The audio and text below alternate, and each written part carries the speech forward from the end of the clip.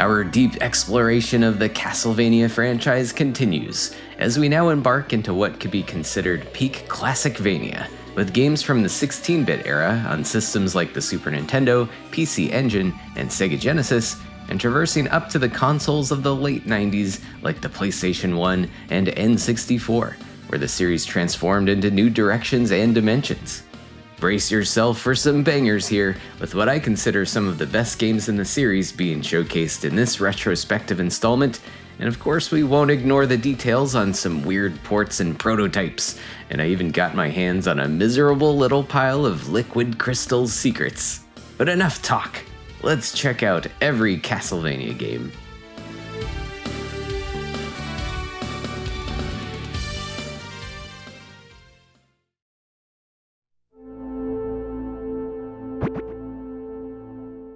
That intro never fails to give me the chills and wind me up for some good old-fashioned whip-cracking fun. Released on Halloween of 1991 in Japan, Akumajo Dracula would be resurrected for its first 16-bit iteration of the series on the Super Famicom, and later released in December that same year in North America as Super Castlevania IV.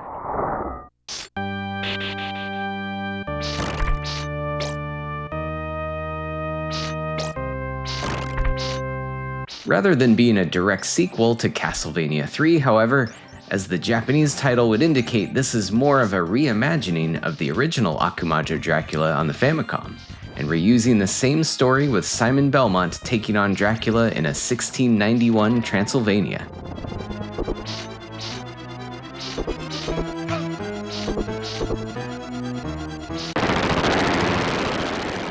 But beyond that, there were considerable changes to the action platforming formulas from the Famicom trilogy, and changes that ultimately presented a more matured experience that pushed the limits of the new hardware. Naturally, the aesthetics would be one of the more noticeable differences when any game makes the leap to 16-bit, in this instance with larger and more complex sprite designs for Simon and his many foes, and rich amounts of detail in the game's many varied stage environments, and numerous action set pieces designed to really show off what the console is capable of. And the moody score and sound design does a stellar job to tie everything together. I love some good chiptune sound, but the more realistic instrumentation, drenched with dark and somehow jazzy overtones, just incredible, and easily one of my favorite Castlevania soundtracks. But let's dig deeper into how the actual game plays compared to its predecessors. Again, this was developed as a loose remake of the first game in the series, and some of the ideas from Simon's Quest and Dracula's Curse would not see a return. There are no RPG elements, no open world or branching paths for levels, and no additional characters to play as or even interact with. This is pure streamlined action platforming right here, laser focused on tight level design, and heavily utilizing a freshly updated control scheme. And Castlevania IV would feature the most flexibly controlled Simon to date, where he can finally adjust his jump in mid-air a little bit, although he still feels fairly heavy in his descent. Knockback from taking damage is still very real and often deadly, especially with plenty of death pits to contend with in several stages. He can also now jump onto stairs, along with being able to drop down from them, so stairs are now far less troublesome than they used to be. He's also gained the ability to move slowly while crouched, which honestly doesn't get a ton of practical use, but comes into play for a few specific moments. Simon's new whipping mechanics also take the combat into new directions, like any direction. He can whip straight upwards or diagonally while standing, and in all 8 directions while jumping, along with being able to flail your whip around like a limp noodle while holding the attack button down. Now, you deal far less damage with this admittedly goofy-looking technique, but it can be super useful for defense against projectiles or smaller pesky foes. This was apparently a mechanic developers wanted to have in the NES original, but they couldn't quite pull it off effectively on that hardware at the time. Basic attacks aside, the classic assortment of sub-weapons and power-ups return as well, with very little changes to their functionality, along with the heart-based ammo to use them. They don't feel quite as powerful in comparison to Simon's new whip, but they still can really save your life in certain situations. And if anything, the Cross, upgraded with a triple shot, is a clear winner for stacking massive damage on bosses and keeping the screen clear of enemies while pushing forward through levels.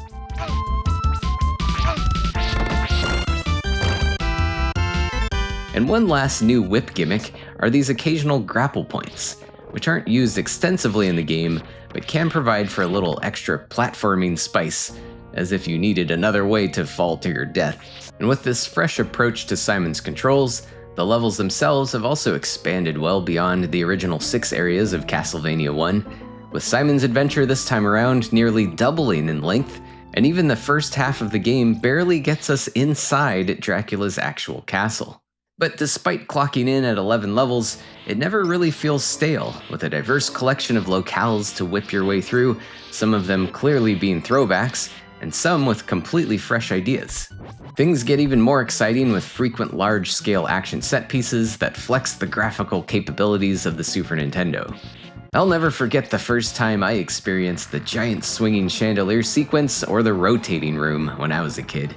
You may realize developers must have accepted the trade-off of spectacle over performance here, with occasional lag at times when the console is pushed too hard, but I'd have to say it was worth it, and it rarely affects the gameplay overall. Let's just call it dramatic slow motion or something. And what even is Castlevania without its cast of creatures? Dracula's buddies are of course clocked in and ready to work, as the stages are loaded with skeletons, bats, Medusa heads, fish dudes, and plenty of other new beasties join in the fun. Lots of levels means lots of boss fights too, often with big detailed sprites and juicy complex animations. A lot of these guys are more bark than bite, however, especially if you have that triple shot cross that I mentioned earlier. I guess that brings me to discussing a somewhat divisive aspect about this entry in the series. It's kinda easy, especially if you're already a series veteran. Simon's improvements in mobility and 8-way whipping make him feel a little overpowered, which is a stark contrast to the much harsher challenges of Castlevania 3. I can see why they toned it down a bit from that to make the game more approachable, but it does feel a little less satisfying to beat. There are definitely a few spikes in difficulty here and there though, like the dungeon level full of deadly hazards, and the infamous Vegas Bridge with its randomly disappearing segments, or a wicked vertical auto-scrolling section where you climb crumbling stairways all the way up to diagonally moving blocks aiming to impale you. Now, of course, there are ways to spice the challenge up a bit. This does have multiple loops that scale in difficulty with each consecutive clear of the game, and you can always self-impose your own challenges, such as not using any sub-weapons or whip upgrades. In my case, for my own live-streamed Castlevania challenge, I pushed myself for a deathless run, and never again will I consider this game the Castlevania for babies.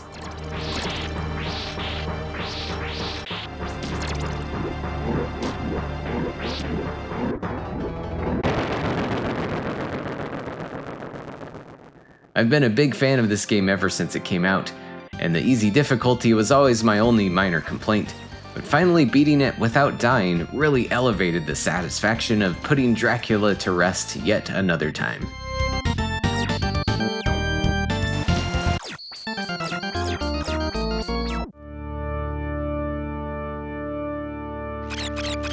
And before we move on to the next game, I have to bring up another fresh reimagining of the original Akumajo Dracula, which was a 1993 Japanese exclusive for the Sharp X68000 home computer, also titled Akumajo Dracula, and it was eventually re-released as Castlevania Chronicles for the PS1. Now, I already covered this game more thoroughly in part 1 of this Castlevania retrospective series, so check that out if you haven't already. But long story short, it retains the stiff control and fierce challenge of the NES games, and also blesses us with another ridiculously good soundtrack. It's absolutely fantastic and worth a playthrough, so I didn't want it to go unmentioned here as we delve further into the 90s era of the series.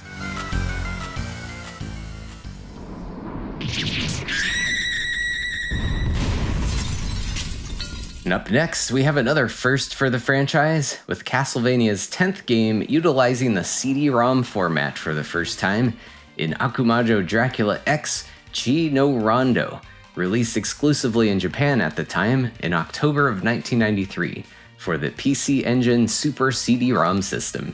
Aside from importing or emulating, international audiences weren't able to play this one until 14 years later, likely due to the console never quite taking off outside of Japan. And man, we were missing out on a great one here, otherwise known as Rondo of Blood.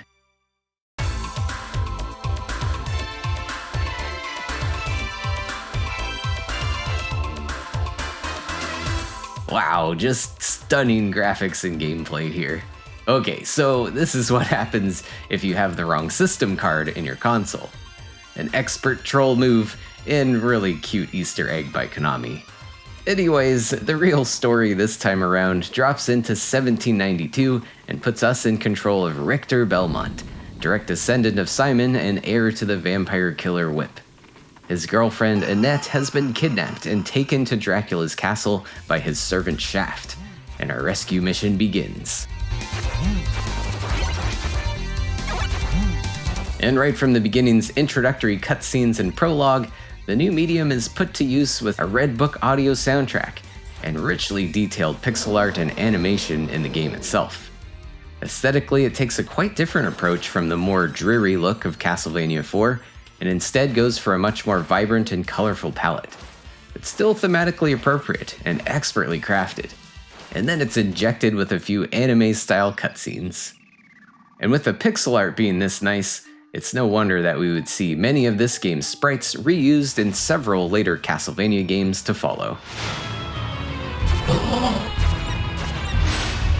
The gameplay is an amalgam of the successful parts of the other games so far, finding that sweet spot in the controls between the rigidity of the original games and the flexibility of Super Castlevania 4, and also integrating a few basic non-linear exploration elements without the open-world overwhelm of Simon's Quest.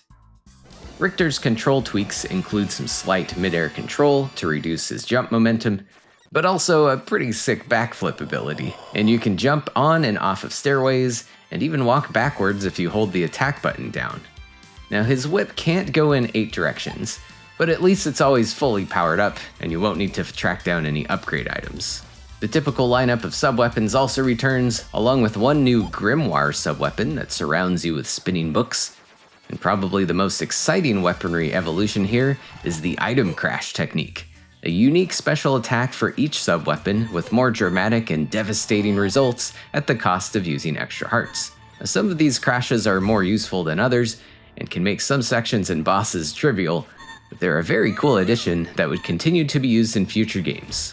The level structure takes a new approach, as there are essentially 2 distinct paths to Dracula's castle from the start, but instead of choosing a direction to go in between stages like in Castlevania 3, within most stages there are 2 different exits, often guarded by their own unique boss fight, for a grand total of 12 possible levels.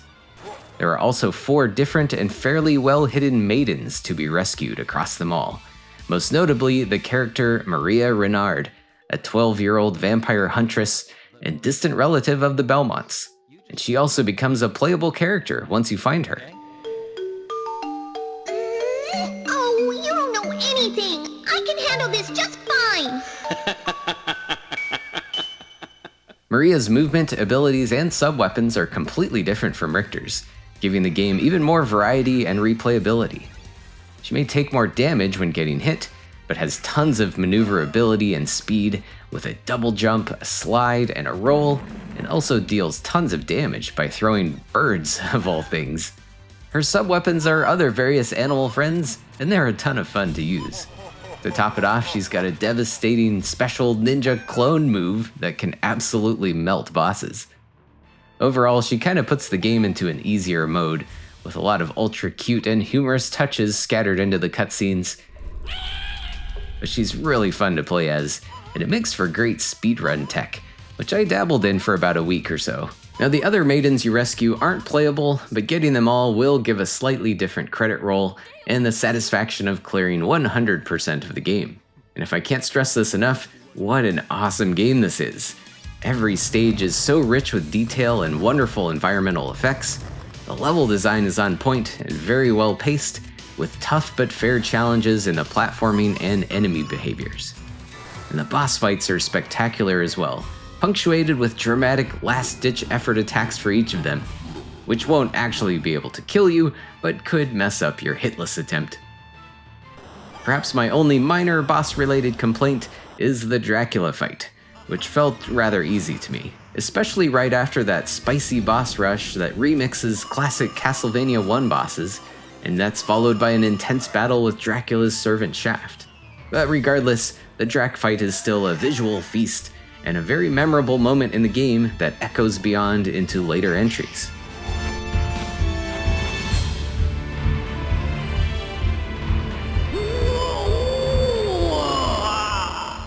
Overall, this is an absolute must-play if you haven't yet, and in retrospect, it's pretty wild that a game this good never left Japan until several years later when a completely overhauled remake would be released for the PSP in 2007. And it also included the original game as a hidden item, even with a new English localization. Rondo would also see its first official standalone release in North America on the Wii Virtual Console, and more recently included in the Castlevania Requiem collection for the PS4.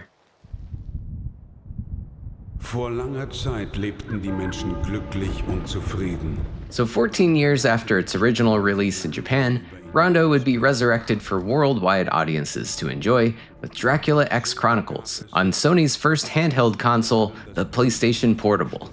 Rather than a straightforward collection of emulated titles, this 2.5-dimensional remake instead presents a much different aesthetic, considerable shifts in tone, along with a few tweaks to the gameplay and level design as well. The basic plot and overall game structure are still intact, with Richter and Maria being the two playable characters working through similar side-scrolling stages with alternate paths and exits.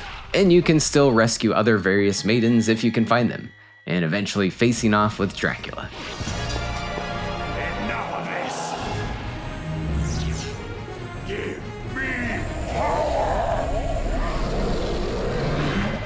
There are quite a few new and slightly altered cutscenes throughout the game, all fully voiced in English or Japanese, and while they are pretty well done, they do indicate a more serious demeanor in comparison to some of the silliness present in the original.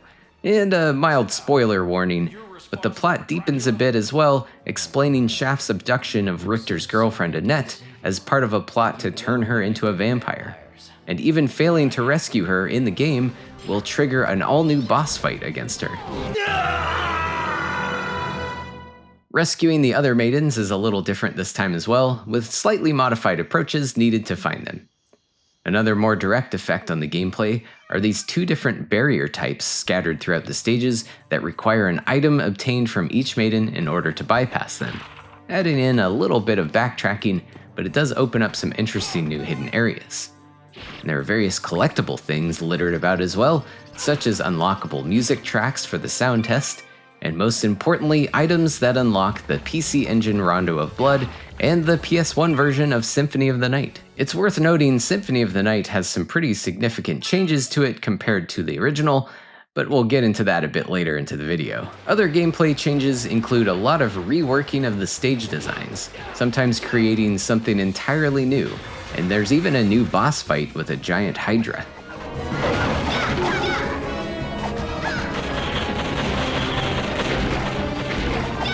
And one change I welcomed greatly was a much harder Dracula fight at the end of the game. The game feel itself is generally the same overall, with the controls and abilities unaltered, and some very subtle physics changes, but likely only noticeable to those extremely experienced with Rondo, or if you're comparing the two in a short period of time. Now the biggest difference here is certainly the aesthetics. The 2.5D look is a pretty stark contrast to the original, which replaces the colorful pixel art with 3D rendered models that lean towards more realistic environments. They do look pretty good on the PSP, but to me feel a lot more drab and washed out, something seemingly a product of its time when so many games were in their brown and gray phases. There are at least some nice character portrait pieces put forth during the many cutscenes, with designs by Ayami Kojima returning once again with her unmistakable intricate artistry. There are some great reworks and remixes of the music as well that fit the tone pretty nicely. I love this absolutely dank remix of Demon Seed. It's funkin' amazing.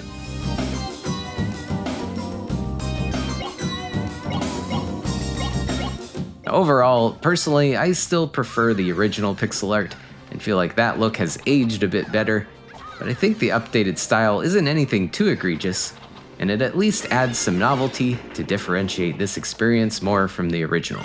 So in general, I'd say this is a pretty cool remake. It's just enough freshness to keep things interesting for experienced players, some spicier challenges, especially in that Drac fight, and there's loads of other additional content and modes to make for a pretty cool little package for Castlevania fans.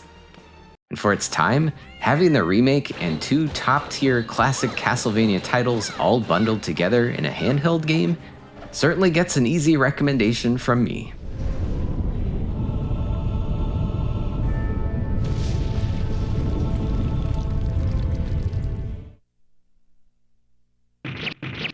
Alright, now this game can have some conflicting feelings around it, as it's not just an SNES port of Rondo, although it's more than fair to get it confused as one. It was first known as Akumajo Dracula XX in Japan, and Castlevania Dracula X in North America in 1995, and also was released as Castlevania Vampire's Kiss in Europe and Australia in 1996. While it may really look and feel like its PC Engine predecessor, and essentially reuses the same storyline, in actuality, it's probably more accurately labeled a remake, making sacrifices to transfer the CD-ROM powered experience onto a cartridge, while also completely redesigning many of the levels and resulting in a rather different experience. You'll play as Richter again here with the same moveset as Rondo, including the backflips, some slight mid-air jumping control, and the cool item crashes. And generally, that same control feel is still intact. Sadly, playing as Maria is no longer an option, although you can still rescue her along with Annette, who are now the only 2 maidens to track down. While previously, Rondo encouraged exploration to find these damsels in distress, in Dracula X it's handled a little differently, as it feels like more of a skill check where you must bypass difficult sections in order to stay on the route to rescue them. So the branching level paths are still there, but something like getting knocked into a pit will alter your course instead of finding something hidden.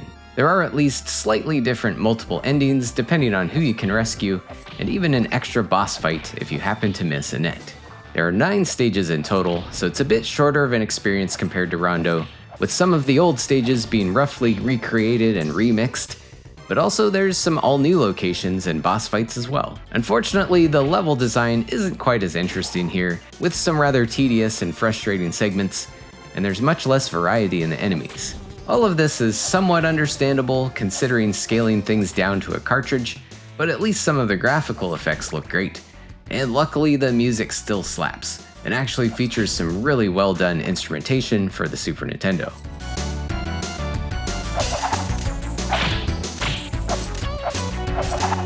A few other subtractions worth mentioning: there is no longer a save feature and instead uses a password system, and there are also no longer purchasable tutorials for the boss fights. But I guess if there's one thing really setting this one apart from Rondo, and a sometimes game-ruining moment for some players, it's this notorious Dracula fight, with the throne room full of pits, and his Speedo-sporting second form doing its best to knock you into them. Honestly, the devs overcorrected the challenge on this one, making him into one of the harder boss fights in the entire series.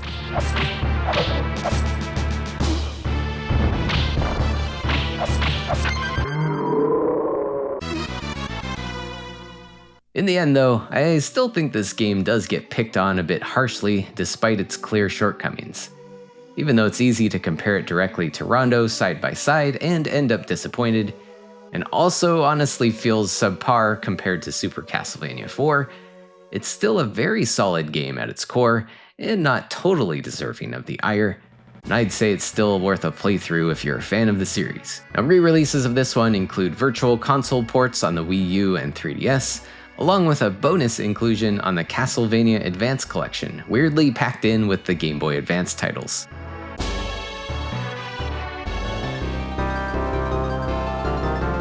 We'll jump back a year now to 1994 for the only Castlevania experience on the Sega Genesis and Mega Drive, known as Vampire Killer in Japan, Castlevania The New Generation in Europe, and Castlevania Bloodlines in North America. While Konami was also making Super Nintendo games at the time, I always really appreciated that they would make exclusive games for the competing Sega console, rather than just direct ports. And with Bloodlines being a great example of leaning into the system's strengths and putting some fresh spins on the formulas preceding it.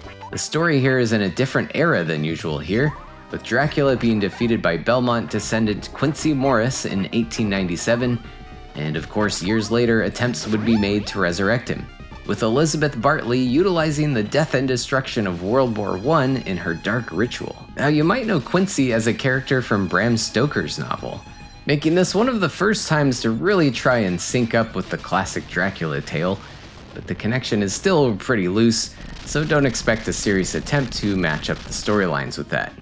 Anyways, come 1917, it's up to Quincy's son John Morris, armed with the legendary vampire killer whip, along with his good friend Eric Lecard, who also joins the fun as a playable character, armed with a spear forged by Alucard himself.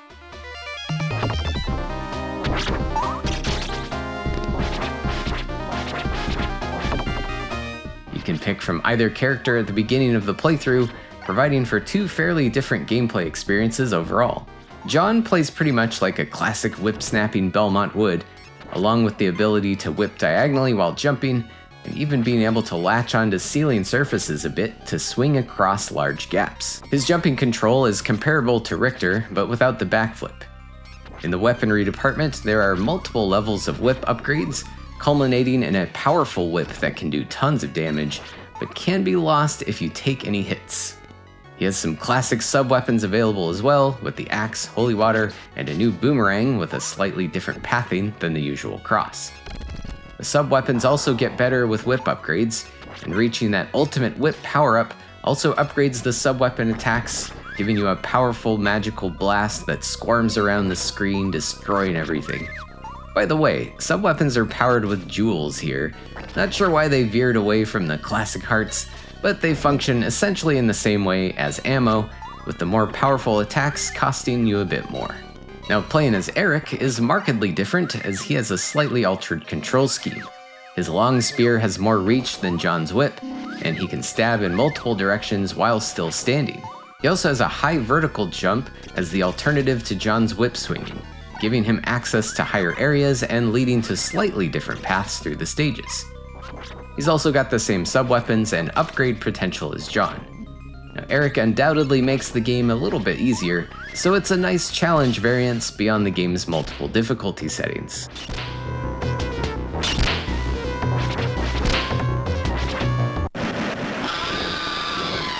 There are 6 stages total, spread out across various locations in Europe, giving us a healthy diversity of environments beyond the typical areas surrounding Dracula's castle. Other than the previously mentioned slight path differences between John and Eric, the layout is purely linear and no real focus on exploration other than hunting down some wall meat and one-ups. The game certainly flexes the technical capabilities of the Genesis with some very cool action set pieces that feature some fun graphical effects, like rotating and tilting towers, and a few mind-boggling illusions.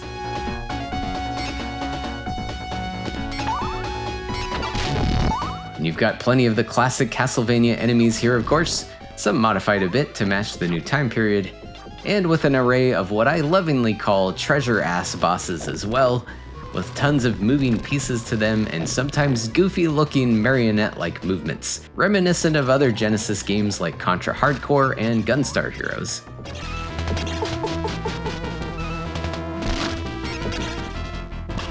Some of them feel a little out of place, but they still make for some very interesting fights, giving Bloodlines a home to some of the more creative bosses so far in the series, and a very memorable and challenging ending boss gauntlet with Death, Elizabeth, and Dracula himself.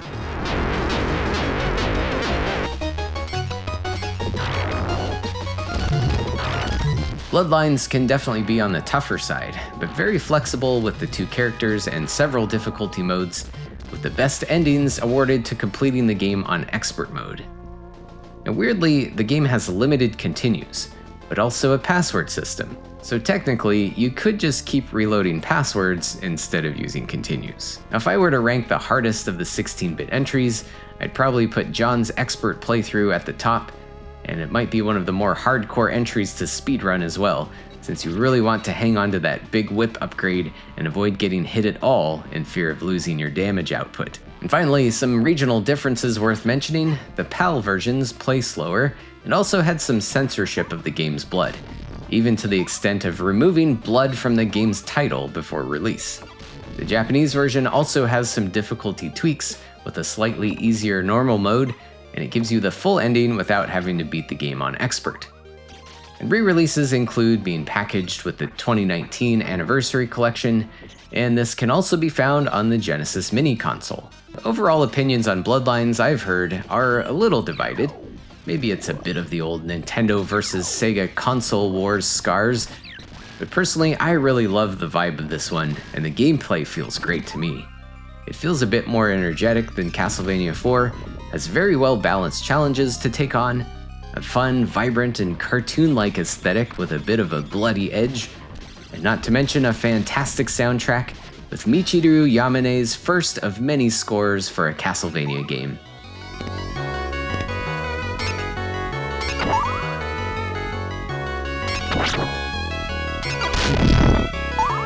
And while I'm not opposed to some extra exploration in my Vanias, sometimes it's nice to just go straight forward with a focus on the action platforming ahead of you, and Bloodlines does a stellar job of this, and it's an absolutely essential entry in the series for me.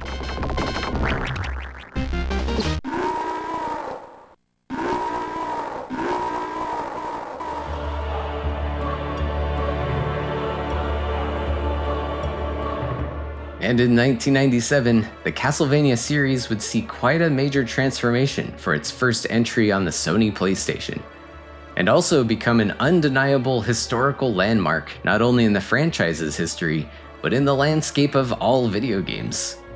There is so much to say about Symphony of the Night, and so much that has already been said, as proven by hundreds of hours of content that has been made surrounding the game. But hey, I'm just a miserable pile of secrets, and will do my best to do this monumental achievement some justice in the next few minutes.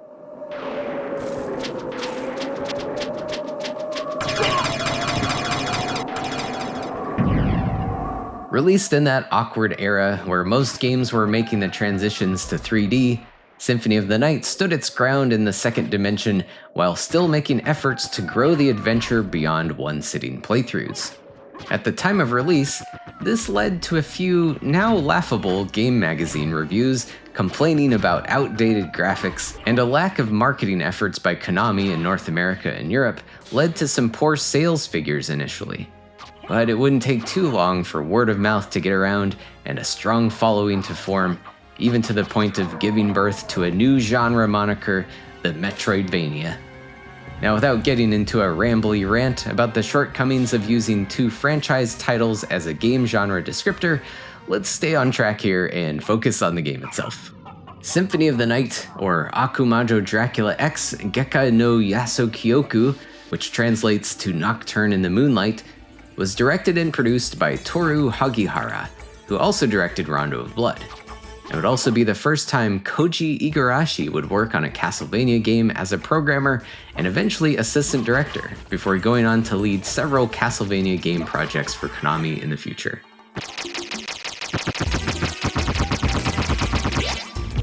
Symphony serves as a direct sequel to Rondo, as the game opens up with a recreated conclusion of its predecessor, which you can control, albeit with a rigged outcome. But mainly, it's priming you for the pending story that starts 4 years following Richter's defeat of Dracula. And it's hard to name a more iconic intro to a Castlevania game. What is a man? A miserable little pile of secrets. But enough talk. Have at you! So it's 1796, Richter has gone missing, Dracula's castle has reappeared, and you play as Alucard, who shows up at the front gates to deal with it. And immediately, you are dropped into the non-linear playground of Dracula's castle, embracing some of the frameworks laid previously in Simon's Quest, but juiced up with improvements on that formula, perhaps inspired from other games like Zelda and Super Metroid, while still pushing the experience even deeper with an insane amount of loot and equipment to collect, character statistics to build on as you level up and customize gear loadouts, and all of this within an incredibly detailed and meticulously designed world chock full of fiendish monsters and mysterious secrets. At first, we can discuss the controls a bit, which take a big departure from the usual stiffness and deliberate clunkiness of the Classicvania era, where now Alucard, in his totally swag walk cycle glory, feels super smooth and flexible to control, with plenty of wiggle room mid-jump, and a nice backdash for dodging attacks, or just blasting backwards through rooms really fast. And as the game goes on, you gain even more freedom of movement as you get items to be able to double jump or fling yourself upwards, along with a few fun transformation abilities, the wolf, mist, and bat forms, often utilized for gaining access to otherwise inaccessible parts of the castle. As for combat, there are a wide array of weapons and shields that can be found and equipped in either of Alucard's 2 available hands, each assigned to their own controller button. The majority of them are swords, although with many variations of the range, speed, and path of the attack. But there's also some shields, rods, limited use throwing items, and fist-type weapons. Sorry Belmont fans, no whips here. But the constant stream of new weaponry to try out gives a ton of variety and customization to suit your tastes in monster evisceration. You also get some of the traditional sub-weapons, which consume hearts to use, with returning classics like daggers, holy water, axes, and the stopwatch, and some new ones like the lightning-blasting Agunea, a rebound stone reminiscent of the diamond from Simon's Quest, or the Vibhuti, a scattering of sacred ash that can stack big damage to slower enemies moving along the ground. Beyond this, Alucard even has an array of special moves at his disposal that consume his magic points, executed with fighting game-like sequences of inputs. You can technically perform them from the beginning of the game if you know them, but they're also purveyed to you via scrolls you can acquire during your adventure. Thank you! They can be a bit finicky to pull off sometimes, but rather useful in certain situations, like summoning spirits to home in on your enemies, or using Dark Metamorphosis to heal yourself with their spraying blood. Dark Metamorphosis! And to top things off, you can also obtain a few familiars to follow you around and help you out in various ways, and they can also gain experience and gradually have more effectiveness. There's a fairy that conveniently feeds you potions as needed, or also a bat friend, a ghost, demon, and magical sword that can all assist you in combat. Fortunately, they aren't targeted by enemies, so they're definitely worth having around even if they are a little on the clueless side sometimes. And even the sword familiar can be leveled up to a point of Alucard being able to equip it himself. So clearly, your character has so much versatility, compounded further by the incredible amount of weapons, armor, accessories, and single-use items to discover. While many are found out in the wild and sometimes in hidden areas or breakable walls, you'll also see them randomly dropped by enemies, with some of the most overpowered weapons in the game obtained at a painfully low drop percentage from specific monsters. So in many cases, if you're trying to get a particular item, get ready to do some farming, and hopefully you've got something to increase your luck statistic. I feel a little ashamed of driving shmoos and dodos deeper into endangered species status, but hey, 2 Chrysogrims, man.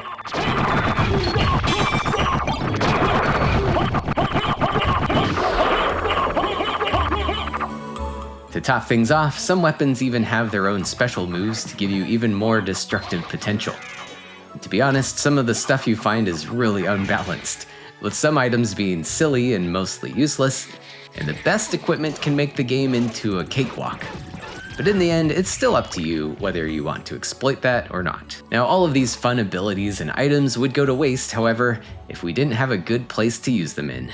And luckily, Symphony of the Night features a massive, intricately designed world to explore. Harkening back to the 8-bit days, big wooden doors separate Dracula's castle into various zones, each with their own distinct aesthetic, music, and monstrous denizens.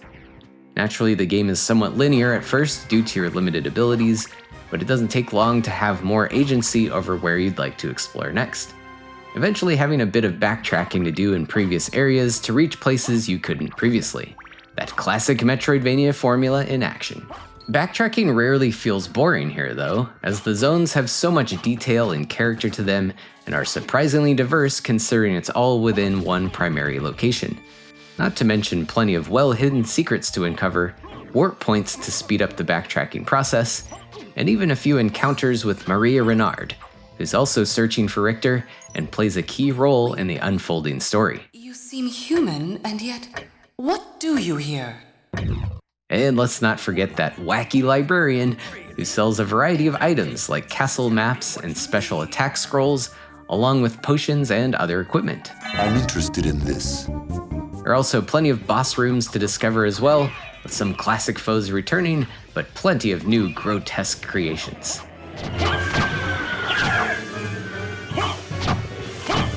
Now, most of the bosses are somewhat easy to defeat, but some are undeniably memorable and sometimes massive in scale.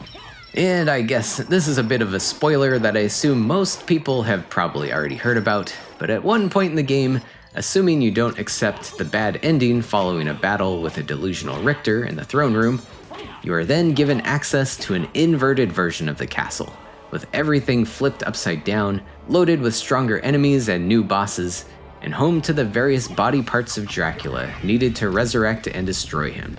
Again, a reminder of the lasting legacy of the premise of Simon's Quest.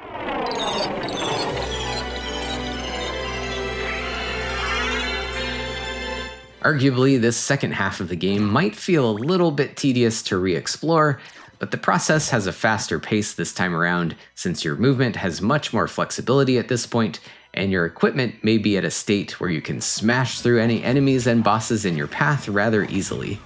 This may be a good time to bring up a little complaint of the game. You really have to take your own steps in order to make this game challenging, especially upon repeat playthroughs. Certain weapons just melt the bosses. Even Dracula himself can be vaporized in a few seconds with overpowered gear. Or during one of my live runs, I even just let my sword familiar do all the work.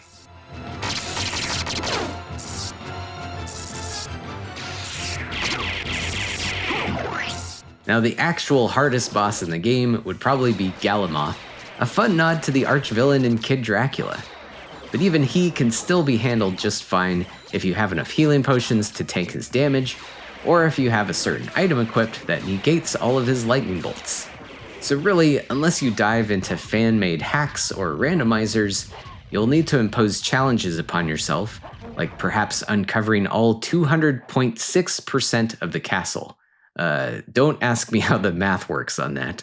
You could also restrain yourself from using certain equipment or items, or perhaps give luck mode a try, enabled by entering a specific name on the name entry screen, where this starts you out with very low stats on all of your attributes except for luck, giving the early part of the game much more of a bite to it.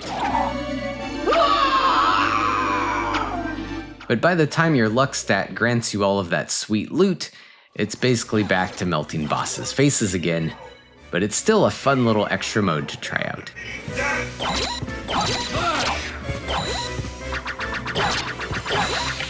Speaking of modes, we can't forget Richter mode, which is available after finishing the game once and letting you run through the game as Richter Belmont.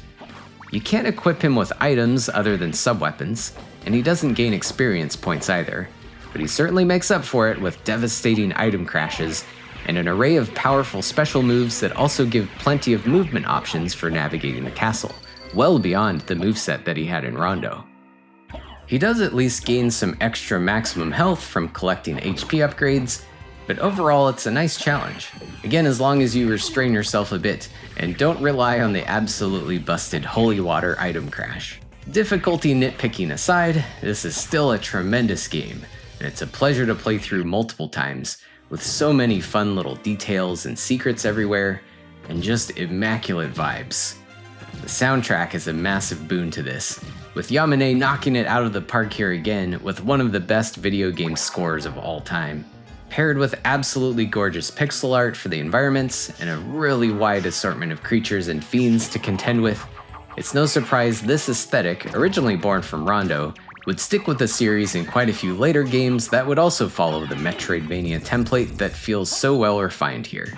Now, I do cringe while saying Metroidvania, as both Metroid and Castlevania have really expanded their core concepts since those days.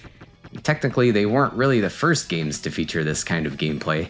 It's a hard habit to break from using such a widespread term, but I'm trying to make a point to call them search action games. But whatever genre box you want to put this in, it's a masterpiece for its time and an essential playthrough.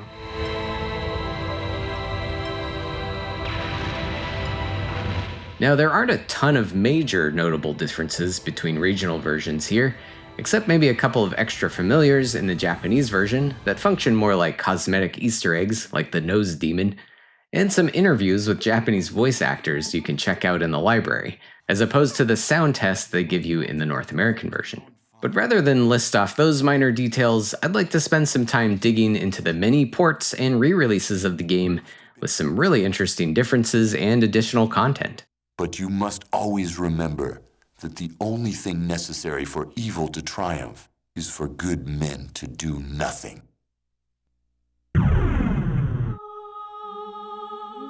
First up, we'll look at the Sega Saturn version, released exclusively in Japan in 1998 and developed by KCE Nagoya. So it's still in-house with Konami, but with a different team than the PS1 version, and who you might recognize as the team behind Castlevania Legends on the Game Boy, which we discussed in the previous video in this series. Beyond simply porting the game as is, there are definitely some notable additions and rather disappointing shortcomings to cover on this one. Despite the Saturn being home to tons of excellent 2D action games and the hardware capability for a higher resolution than the PS1, Symphony wasn't transferred over very smoothly. Due to the differences in resolution, the graphics ended up being stretched out and distorted to the discerning eye, likely a cost-saving measure. And while it's subtle, the PS1 version clearly looks much cleaner. More noticeable while playing, however, are some performance problems, with longer loading times, more slowdown in certain areas, the removal of many transparency effects, and some kinda janky looking scrolling at times. And weirdly, the map must be accessed from within the status menu, adding an extra step to navigation. Now, this is all certainly still playable, but they are unfortunate compromises for anyone wanting to experience the extra content that was added to this port. One of which being a brief new boss fight with Maria partway through the game, along with adding her as another playable character besides Richter. And luckily both of them can be used from a fresh save file without having to clear the game first. Maria's playthrough experience is similar to Richter's, with a lack of inventory and a status menu, but she does have an entirely different and rather vast set of moves. She has some very agile kicking maneuvers, a triple jump, and an array of magical spells utilizing her wonderful animal friends. She's even got a powerful invincibility spell, not unlike what Sonya Belmont had in Castlevania Legends. Again, a lot of these moves are a bit tricky to pull off, in a similar vein to some of Alucard's special attacks, but she's really fun to zip through Dracula's castle with. The Saturn port also adds 2 new areas, with some new enemies within, an underground garden and the cursed prison. The entrance to the garden is actually visible in the PS1 version as well, but walled off with a save point, so it was presumably an unfinished zone at the time. Now, I can't say the garden doesn't feel unfinished here either, unfortunately, as it isn't very large and is generally inconsequential. Even the enemies here feel a little out of place aesthetically, with a goofy-looking tree monster and some odd-looking sea creatures flying around. Probably the only thing of note in the garden would be Eric's Alucard spear, which you can find in the inverted form of the garden. The cursed prison is somewhat equally useless, other than being a zigzag tunnel room connecting the marble gallery and underground tunnels. And again, it has new enemies that just look a bit off. In my first play of the Saturn version, I was initially really excited to see these new zones, but sad to report they just don't add much to the game, and feel very tacked on without much purpose. Beyond this, there are 11 new weapons and items added to the massive list of equipment, like the Godspeed shoes that can give you a forward dash, or some smelly rice to add to the list of goofy consumables. But again, no big game changers here. Overall, the extras are a bit of a letdown for anyone hoping this could have been a more definitive version of the game. Thankfully, it's no surprise that some diligent enthusiasts would step up and fix things themselves, as there is a well-made hack version that not only translates the game into English, but also fixes many of the technical issues like loading time, graphical distortions, direct map access, and even adds a hard mode. Now, I still much prefer the PS1 version in the end, but this modified version is a great way to be able to experience that extra content if you're so inclined.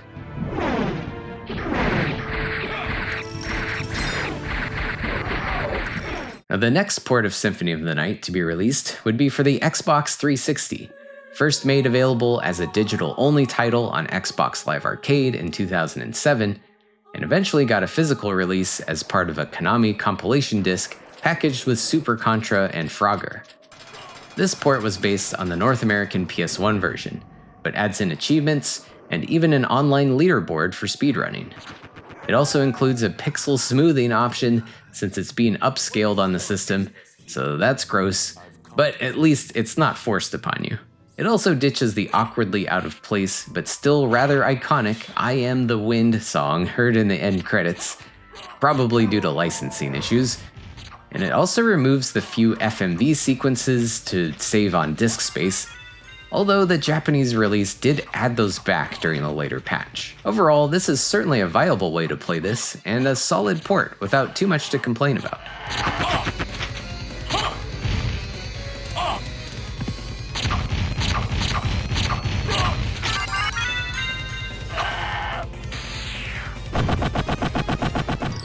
The next port would be the unlockable version of the game hidden within Dracula X Chronicles on the PSP, which we mentioned previously. Rather than simply emulating the original PS1 version, they did change quite a bit here, most notably at first being a completely redone English translation with new text and voice acting. All I'm here for is you. To hell with your heresy! You're nothing but a blight on mankind. Ha! Mankind. A cesspit of hatred and lies. Presumably, it's a more accurate conversion, and while the new voice acting is totally fine, I believe it's even the same cast as before, but it does feel a bit more bland and subdued, with many of its awkward but memorable lines being cut. If you will not behave, be gone. I will do neither. Step aside, old man. Now, there is an option to hear the new Japanese language track, so that's pretty cool. And also, like the Xbox version, I Am the Wind was cut and replaced, along with some other overall sound design tweaks here and there. Some items previously exclusive to the Japanese PS1 version have been included, like the extra familiars, and they did add in some Maria content as well, with a boss fight similar to the Saturn version, and Maria also being a playable character. Here, however, she's modeled more after her appearance in Rondo of Blood, with a similar moveset and Animal Friend sub-weapons available, and each with some pretty awesome item crashes. Now, any of the other Saturn exclusive content was ignored, so don't bother looking for those garden or prison areas. So this port does have its pros and cons for sure. In some ways, it's inching towards a definitive version of the title with extra content, but still gated behind a hidden item within a PSP game.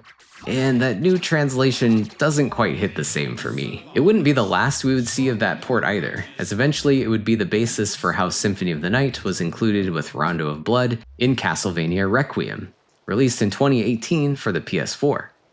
It's nearly identical, but with added video options for upscaling and rendering, some mildly annoying controller speaker support so that your controller makes noise when you pick up items, and there's support for achievements. Otherwise, the content and localization changes are from that PSP port, for better or worse. At least this version is far more accessible for modern setups, and probably a great and easy gateway for anyone new to the game. And for anyone wondering, this collection is unfortunately still a Sony exclusive, since it utilizes the version they used for the PSP. And Symphony of the Night still doesn't have an official presence on PC or the Nintendo Switch. It does, however, have one for mobile devices, released on iOS and Android in 2020. This one is also based on the PSP port, just with some interface modifications for scaling things down for use on phone and tablet screens. Surprisingly, this transferred over more gracefully than you might expect, but your experience may vary depending on your control method. You can ideally pair a Bluetooth controller with your device for controlling this just like you would on a console, but of course a touch control scheme is implemented here. It works okay, although things like Alucard's special moves are obviously near impossible to pull off. And personally, I finished a full Richter playthrough on an iPad with the touch controls, which actually went fine thanks to some of his special moves being accessible with on-screen macro-style buttons. Now, I'm not sure I would recommend this version to a first-time player, but replaying this while you're waiting in line at the store or something is probably a nice alternative to doom scrolling.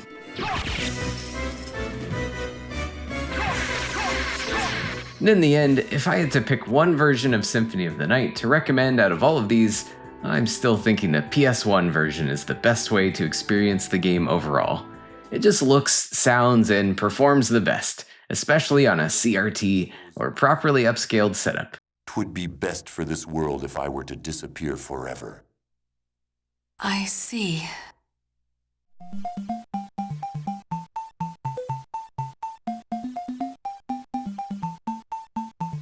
Oh, wait, maybe second best.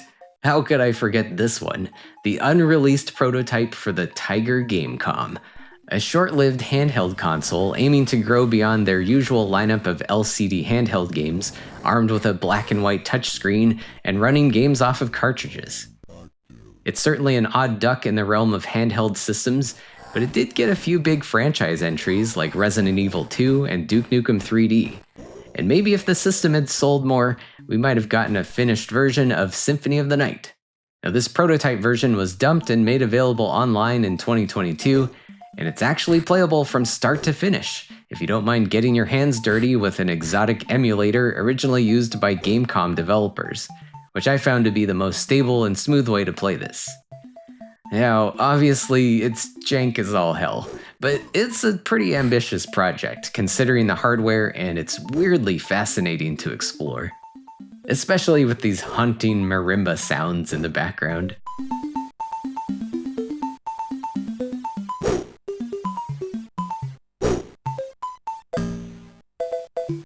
Now, if you can acclimate yourself to the crude monochrome graphical conversions and a woefully low frame rate, you can roam around a highly condensed version of Dracula's castle, with some rooms including a few different monsters, items, and even some of the game's essential relics which are needed to access new areas. Even the RPG elements are here, along with maps for each area, very basic boss battles, bat and mist transformations, and let's not forget the inverted version of the castle. Now, if you do actually play this, you may soon notice some sections feeling more and more unfinished, with lots of areas being devoid of enemies and items, and some of the boss fights just end very abruptly.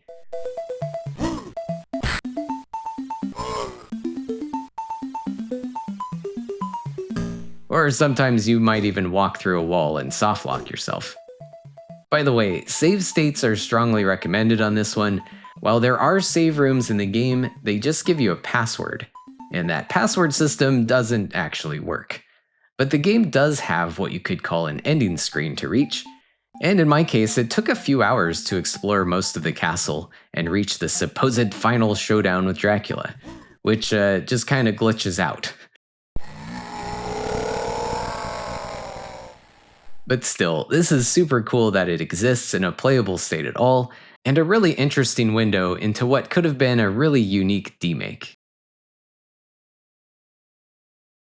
And speaking of Tiger, we can't forget the real deal either. In 1998, they also released an LCD handheld of Symphony of the Night, the second handheld Castlevania game in this format after their take on Simon's Quest.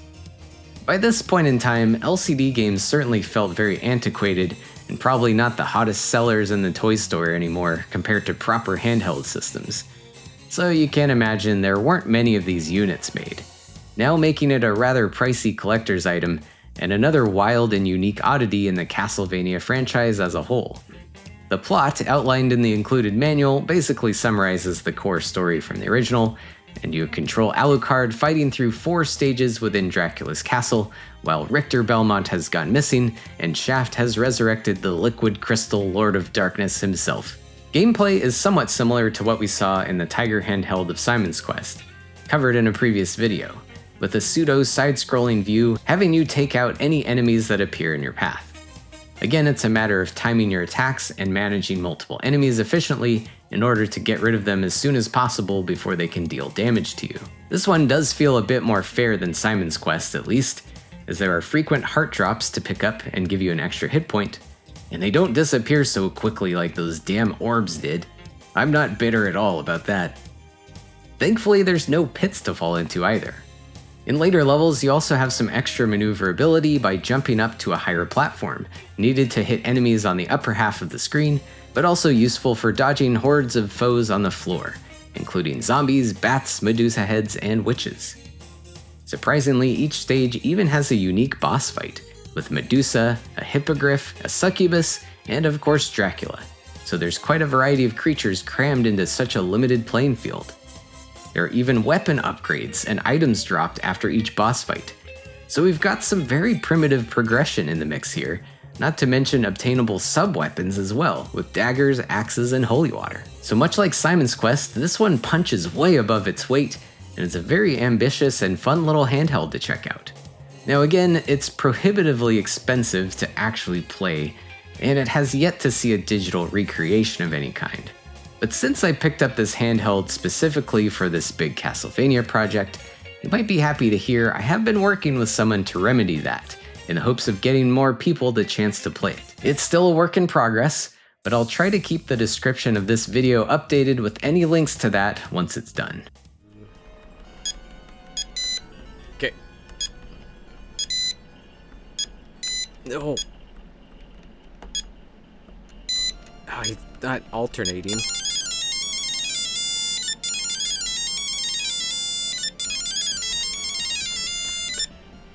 I think we won.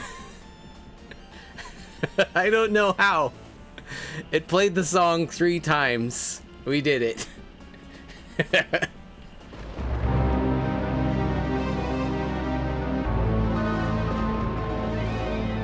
And now, moving beyond Symphony of the Night, the Castlevania series would see another drastic metamorphosis, pushing the series headlong into the third dimension for the first time in 1999, with the release of Castlevania for the Nintendo 64. Also known in Japan as Akumajo Dracula Moku Shiroku, or Demon Castle Dracula Apocalypse, this is also usually referred to as Castlevania 64, just to easily differentiate it from the original NES title.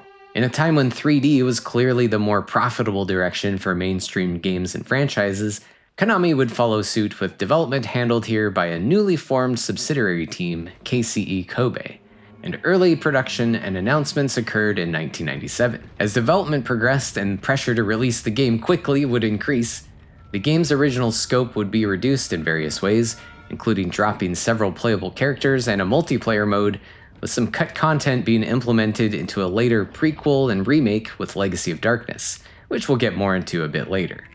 Regardless, a new team making the first 3D Castlevania game and the first Castlevania game on the N64 led to some fascinating results and ultimately a very divisive experience in the grand scheme of the series. The story here takes place in Transylvania 1852, and you guessed it, Dracula has awakened.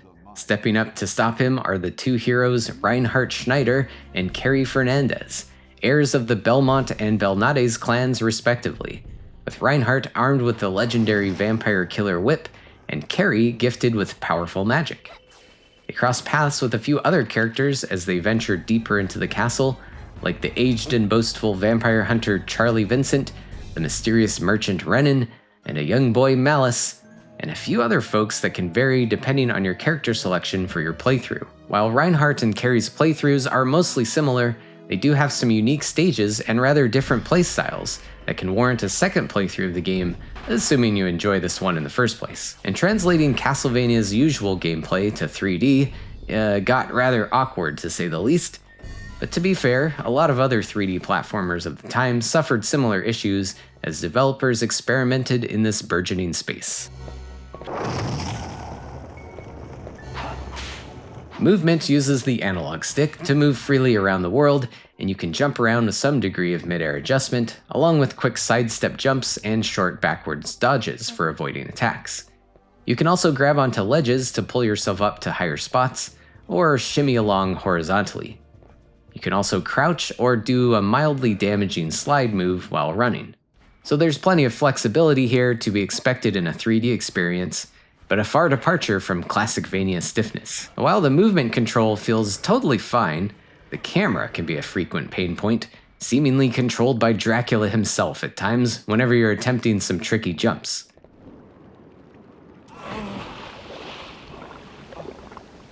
There are 3 different camera modes you can switch between: normal, battle, and action view, but it's not often clear which one will actually be useful for your current situation, and by the time you're fumbling around with it, you might be dead already. You can at least center the camera with the R button and also go into a standing first-person view to look around.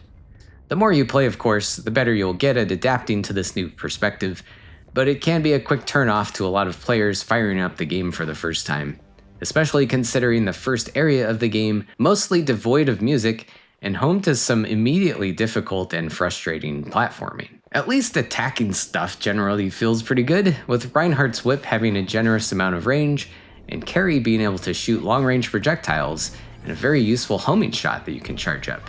But again, the camera might be a hindrance as you attempt to target your enemies. Each character can use gem-powered sub-weapons as well: the dagger, axe, cross, and holy water, which can come in handy at times, especially for Richter if you want some longer range potential. These gems and other various items are found in torches and other destructible objects littered about. Other items include temporary attack power increases, money for purchasing things from the previously mentioned merchant Renan, who appears whenever you pick up that mysterious contract, and of course various meats that you can stock up on and use to restore your health. And let's not forget the sun and moon cards that can be used to control the game's day and night cycle, which can affect certain puzzles and doors throughout the game. And the game's ending also depends on how many in-game days have passed. And yeah, there are some puzzles here. While the overall path of the game is linear, each area requires a bit of exploration within, along with some substantial sections of the castle having multiple areas to move back and forth between.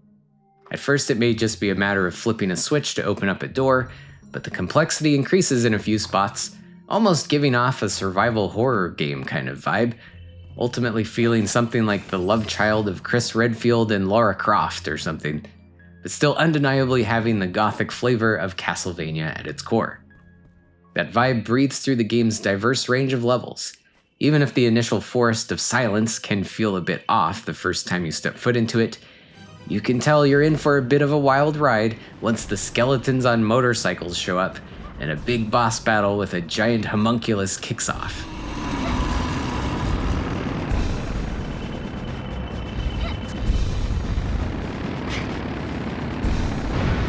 Now the game splits itself up somewhat gracefully, with action set-piece areas harkening back to classic Castlevania hazards and seeing the return of many familiar enemy faces, but also injecting some new ideas with mixed results. One infamous section is the garden maze, having you chase after a young boy named Malice while getting run down by an unkillable chainsaw-wielding Frankenstein. Or this even more reviled section has you carrying around Magical Nitro, a highly explosive item that will kill you if you jump or get hit while holding it, and it must be transported a considerable distance, on top of finding another item needed to detonate it safely. And you really have to do certain things in a correct order here. Complaints on this part are pretty warranted, but it's also arguably one of the most memorable and challenging moments in the game, and it leads up to a really cool boss fight with a behemoth you might recognize.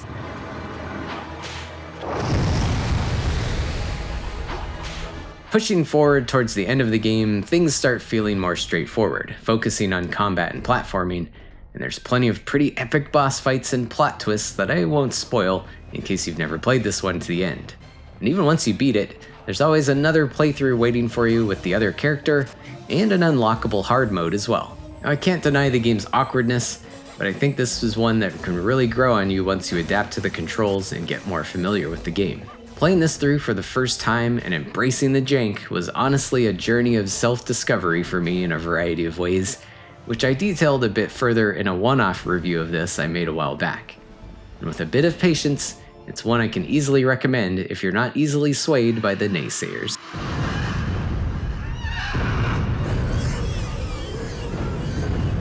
Now, as mentioned before, Castlevania 64 had to be scaled down considerably for its first January 1999 release.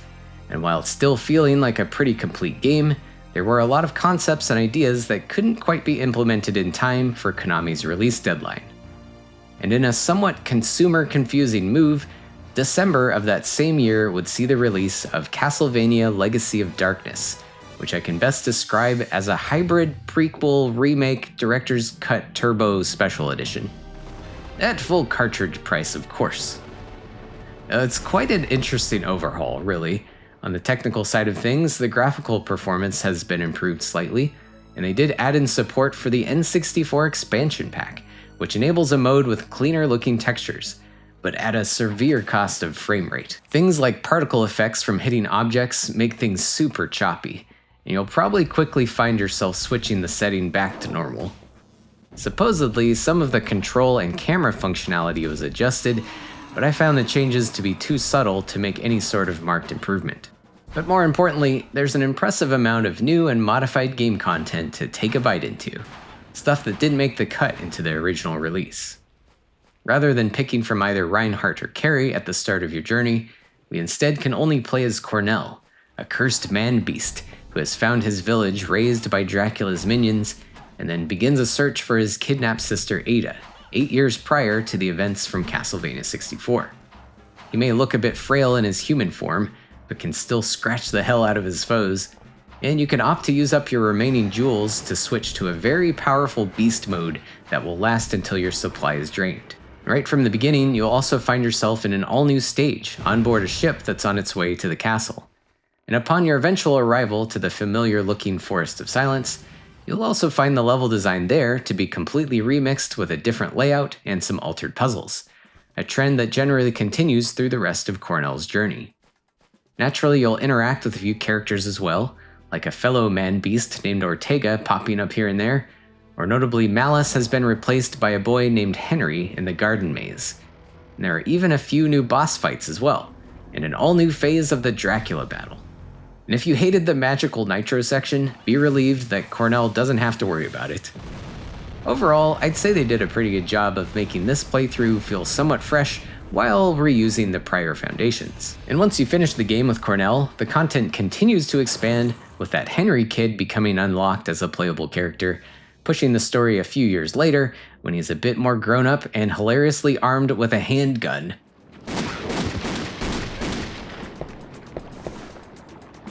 His campaign is streamlined into a shorter rescue mission situation, where you must find various missing children in a limited amount of time. And this can be fun, assuming you know the new stage layouts well enough. Interestingly, this gun mechanic may be the remnants of a potential playable character named Collar, who is basically that Frankenstein guy from the maze, armed with a chainsaw and a shotgun. Now that would have been a groovy addition here, but sadly didn't make the final cut. Anyways, after you rescue a few kids with Henry, you'll also unlock Reinhardt and Carrie, sporting new outfits, and with their quests lining up more closely with the original game, but still using the new stage redesigns. So if you also count hard modes for each character, you could play through this game in 8 different ways now if you really wanted to. So there's plenty to do, which is great if you're in the camp that has some appreciation for this outlier in the series. Understandably, critical reception for this at the time of release wasn't great, looking more like a cash grab rather than just making a proper sequel. Now, this was before things like DLC were a thing, where these days this probably would have gone over much better as a cheaper expansion patch or something. Retrospectively, however, it's pretty great to have all this extra stuff to do and see the game pushed closer to its original potential. Now, if you haven't played either version and are curious, I'd still recommend playing the original first, as I felt like I got more enjoyment out of seeing all the changes made in Legacy of Darkness, and going backwards might make the original look and feel more technically inferior. Either way, I hope more people give this one a chance, since it's often disregarded in the series as a whole.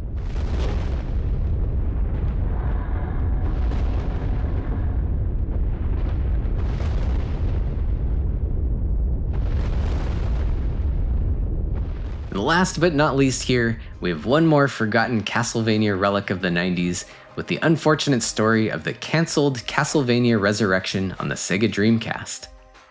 up against numerous problems in its early development, with news of the game being potentially cancelled hitting the games media even before any development of the game was announced. And while the Dreamcast was already facing its own struggles in selling units, this American-developed project bit the dust on the same day that Sony would announce the PS2.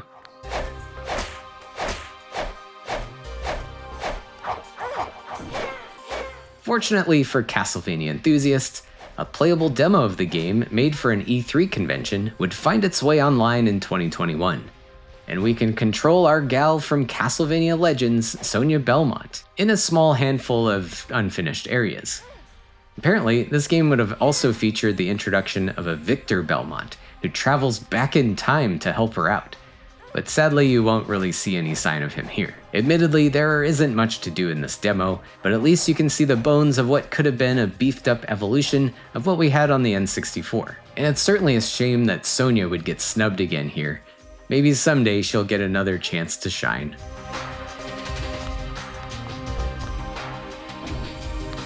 And that wraps up this installment of the retrospective today.